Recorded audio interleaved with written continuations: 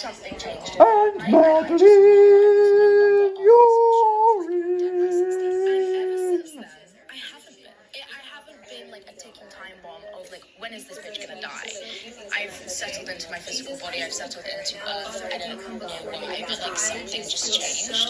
For me, I just get a bit like when I'm so spiritually attached to feel how I used to feel like this is my home, and this is the foundation of my family. This is the foundation of your entire. I don't know a better way to describe it. Actually, and it wasn't like a big feeling. It was just like I read this poem once, and it was he described the feeling of And Madeline, you're a in. show that isn't quite bad enough that it makes you want to leave.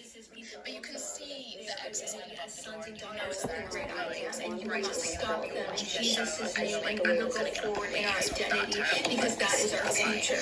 Revelation 21 is our future, and Revelation 19 is fucking Helicopter dropped an amazing album. An amazing fucking album. That went away. So I always linked the two in my head, and they're not probably that related, but I always by the fact that they're born again into a new family. They have been transferred from kingdom of darkness into a kingdom of light. you know what I mean? And I was a very deep thinker as a teenager, if you can't fucking tell. And Madeline, you're in.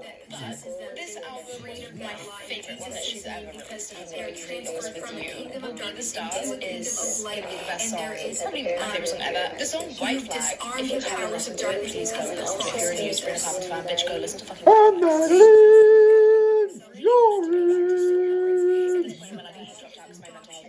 And I finally got the courage to enroll in school, and I had to catch a bus to the school. And I distinctly remember sitting on the bus to school, and this teenager with loads of panic attacks and no coping skills and a lot of depression and no friends. Impromptu meeting with So Cardre. I was on this bus alone. Part two. And I would put my Carry earphones on. and I would listen to White Flag by Spring Carpenter on repeat. And every time I take the same drive, like the same roads to get into like that area whenever I was and I go on that drive, I always remember this song because I literally can still see like the view from the bus. I remember the whole thing as it was literally yesterday, and I just remember thinking like everything's gonna be okay. I don't know, like I have the worst fucking panic attacks. I have horrible anxiety disorders. I don't know how this is ever gonna be resolved. I don't think my brain's ever gonna not be like this, and I'm terrified at the prospect of living like this forever. But I on a bus to school right now, which is the scariest thing in the world for me, and I'm gonna somehow figure it out. Like I kind of just like developed a trust in myself that like even when things are hard, I'm still going to do the hard things because I fucking want to be alive. And the driving force for me with anxiety and depression was always how much I missed life and how much I missed the feeling of being a kid without those feelings, without anxiety, without depression. I always felt like I so fucking badly missed being alive. And how lucky am I that like I want something so badly that I am willing to put myself through such extreme discomfort to get a little bit of it back. Like I'm willing to go to school and have panic attacks and be anxious and be afraid and be depressed and fight through all of this. It's much more comfortable for me to sit at home and have a panic attack in my bed than it is for me to go to school and have a panic attack 30 minutes from my house when I have fucking raging agoraphobia and raging emetophobia and all of these things.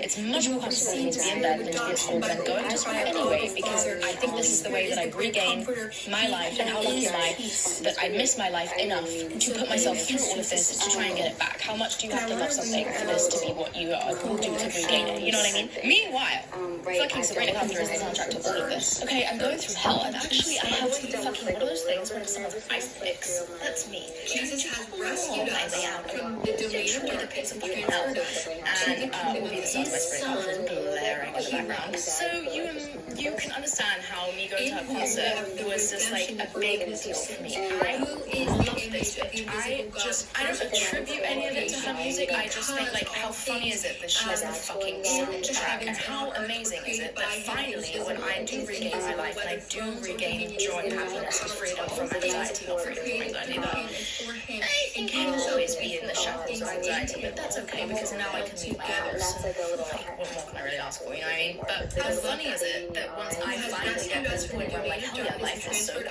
I'm so free, and like I can look at all these things like, oh, now I can leave my house, how great. How funny is it that then she releases the horniest album known to mankind and blows knows the fuck up. I take a lot of pride in the fact that I picked a great idol because since day one, I loved Sabrina. And I didn't have a perception of fame as a kid. Like, why would I? So Sabrina Carpenter's always been like the most famous person alive to me. Because when I don't know, I didn't understand about an Instagram follower account or like a Spotify listen account. I didn't understand about hype or anything. I just thought, yeah, she's on my team, she's like famous. And I didn't know that there were levels to this shit. I didn't know any of this. Like, why would I give a fuck? So she was always just really, really famous. And then I came into the LA of it all recently and realized, oh, there is levels to this. And this person's more famous than that person. Okay, understood. But I still just didn't know that Sabrina Carpenter literally wasn't famous. Like, I didn't know that her career had its own trajectory.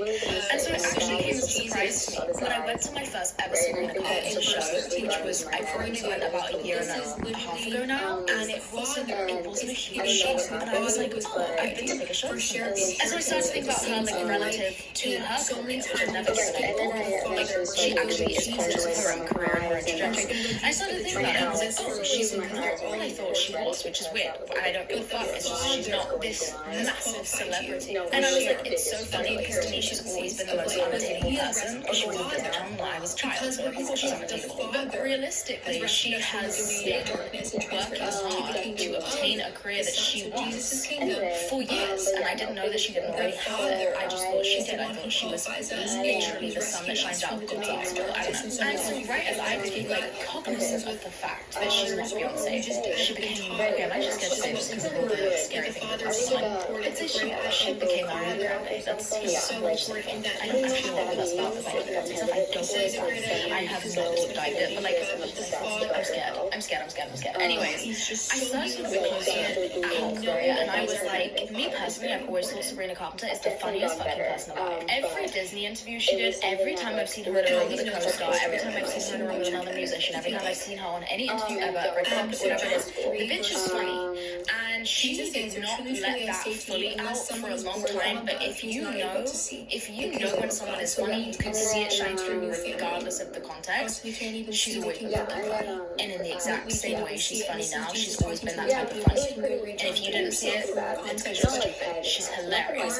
So I went to her show last night. She has news headlines reading fucking, I can't actually remember what it was, but it was something stupid, like 69% brackets lol. The news, I'm not making a good example of this, and I can't remember what it actually said, but it was like something 69% brackets lol, and then the next news headline was Nintendo urges men to stop playing video games. That's fucking funny. That's the kind of thing that I read once, and I'm like, and then I think about it 10 times over the next course of the week, and every single time I go, that's the funniest joke you could ever make. The funniest jokes to me are when you see something and you're like,